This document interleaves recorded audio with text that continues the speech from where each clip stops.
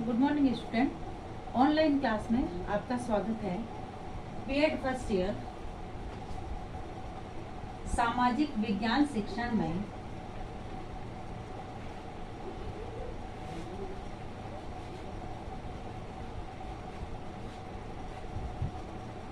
हमारा जो प्रकरण चल रहा है ग्रामीण एवं नगरीय जीवन शैली में तुलनात्मक अध्ययन।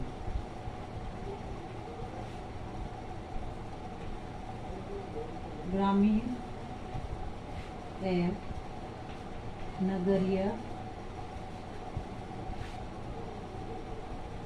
जीवन शैली में तुलनात्मक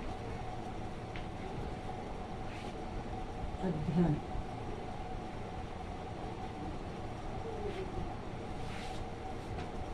इसमें हमने कल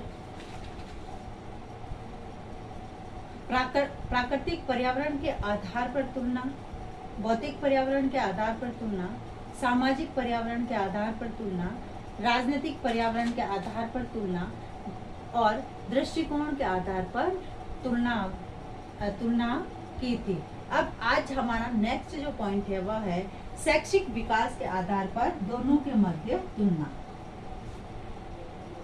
शैक्षिक विकास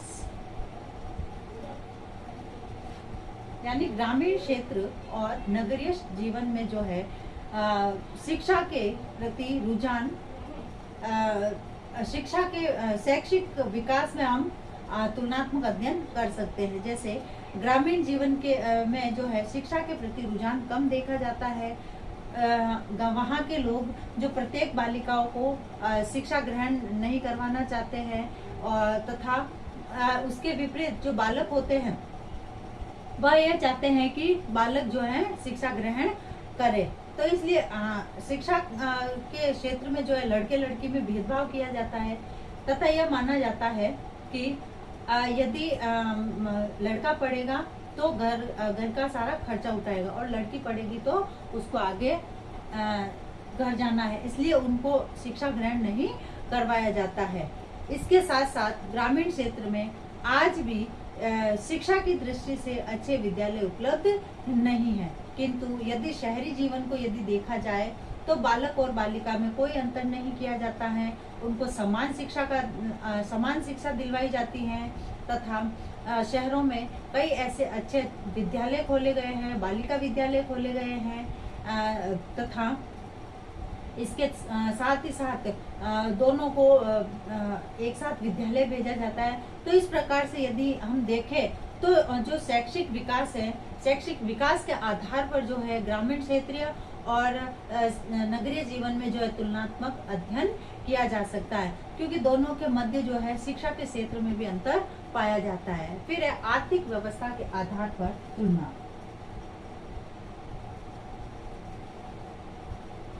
आर्थिक व्यवस्था।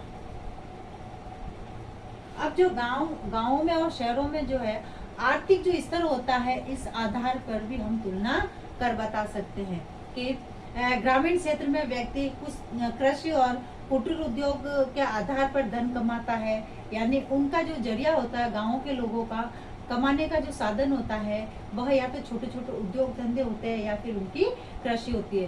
प्रत्येक व्यक्ति का संबंध कृषि व्यवस्था से प्रत्यक्ष और अप्रत्यक्ष रूप में होता ही है, क्योंकि जिसके पिता जैसे कृषि करते हैं या किसान होते हैं तो आगे जाके उसका बेटा भी वही काम करता है। तो जैसे कुम्हार है, लुहार है, नाई है, खेतीहर है, मजदूर है। इसलिए ग्रामीण क्षेत्रों में आर्थिक स्तर पर असमानता पाई जाती है, परंतु शहरी क्षेत्रों में पालक और मजदूर का संबंध पाया जाता है। इन दोनों के मध्य मालिक और जो मजदूर होता है उन दोनों के मध्य संबंध पाया जाता है और फर्क भी साफ साफ दिखाई देता है। मालिक अपने मजदूर से हर प्रकार का काम करवाना चाहता है, उनके साथ शोषण करता है तथा अपने लाभ को अधिकतम करना चाहता है और अधिक से अधिक जो है लाभ कमाना चाहता है। शहरी क्षेत्र में अधिक स्तर पर असमानता पाई जाती है, यानी आर्थिक स्तर पर जो है शहरी क्षेत्र में असमानता पाई जाती है। कोई गरीब है, कोई अमीर है, किसी के पास बहुत सारा पैसा है, तो इस प्रकार से जो है उनमें आर्थिक असमानता देखी जा सकती है। फिर है जनसंख्या के आधार पर तुलना। जनसंख्या के आधार,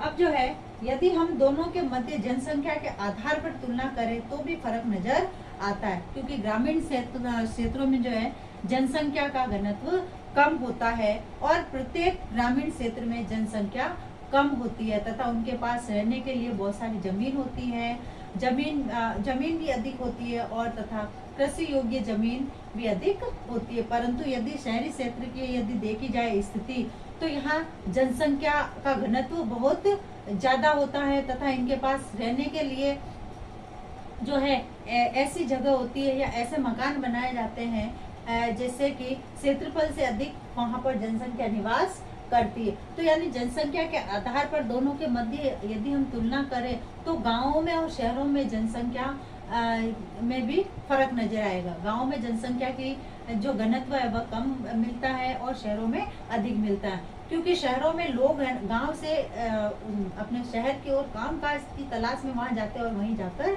बस जाते हैं। फिर है आवास के आधार पर तुलना। आवास के आधार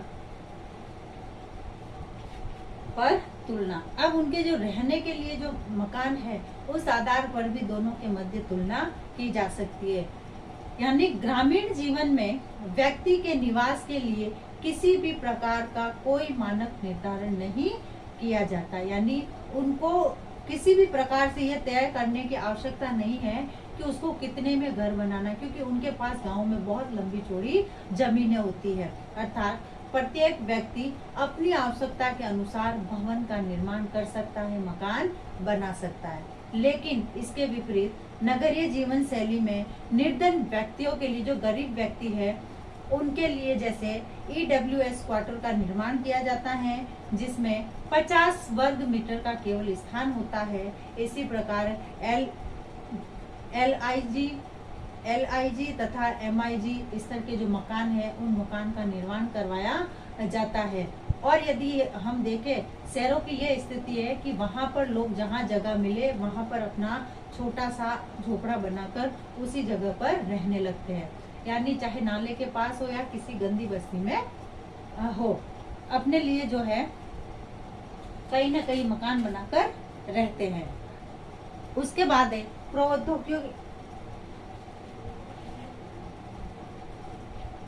प्रौद्योगिकी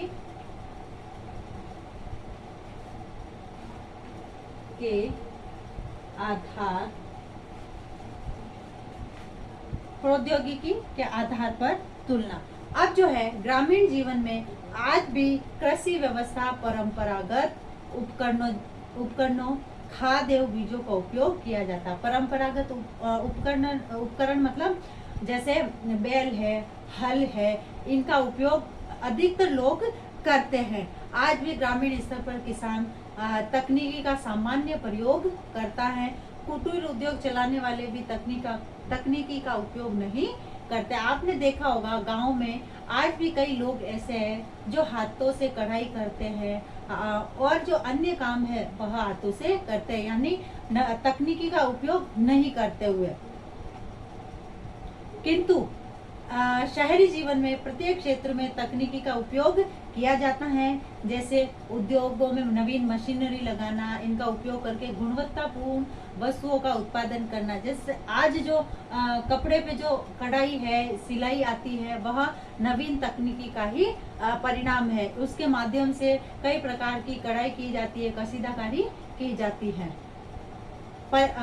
जैसे परिवहन के साधन है, संचार के साधन है और मनोरंजन के साधन, विज्ञान एवं तकनीकी का प्रयोग करना आदि शहरों में किया जाता है। उसके बाद है धार्मिक व्यवस्था के आधार पर तुलना।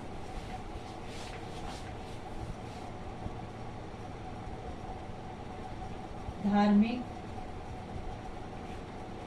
व्यवस्था, अब अब जो है धार्मिक व्यवस्था के आधार पर इनके मध्य तुलना की जा सकती है। ग्रामीण क्षेत्र में प्रत्येक कार्य में धर्म और अधर्म का व्यापक रूप से विचार करते हैं, यानी कोई भी कार्य करते हैं तो उसके पीछे धर्म और अधर्म का सोचकर उस कार्य को किया जाता है। वह अपने प्रत्येक कार्य को करने से पूर्व धर्म का विचार करता है तथा प्रयास करता है कि उससे कोई अधार्मिक कार्य न हो जाए, यानी किसी भी कार्य को करने से पहले वह यह सोचता है कि कहीं मेरे हाथों से कोई पाप न हो जाए या अधर्म का काम न हो जाए। किंतु इसके विपरीत नगरीय जीवन शैली में अपने स्वार्थ पर विचार किया जाता है। पहला खुद का काम बनता है, उसके बाद जो है दूसरों का देखा जाए। तब प्रत्येक व्यक्ति धर्म के बारे में अधिक विचार नहीं करता है। वह अधर्म से धन कमाने तथा भ्रष्टाचार करने में भी संकोच नहीं करता है। फिर है आध्यात्मिक विकास के आधार पर तुलना। आध्यात्मिक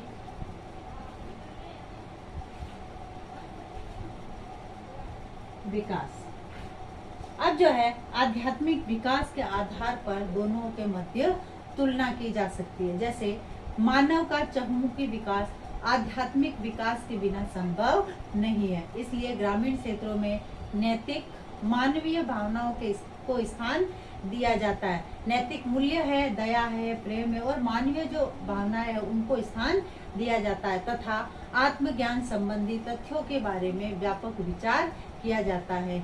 ग्रामीण जीवन नैतिक एवं मानवीय मूल्यों को केंद्र मानकर कार्य करता है, जबकि शहरी जीवन में नैतिक विकास का कोई ध्यान नहीं दिया जाता। यानी शहरी जीवन में जो है किसी के प्रति दया, सहयोग, सहानुभूति ये सब भाव नहीं पाए जाते हैं।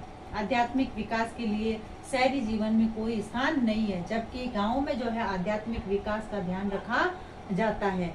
शहरी जीवन में प्रत्येक क्षण अपने स्वार्थ की पूर्ति की जाती है, इसलिए नैतिकता और मानवता का कोई स्थान नहीं दिया जाता।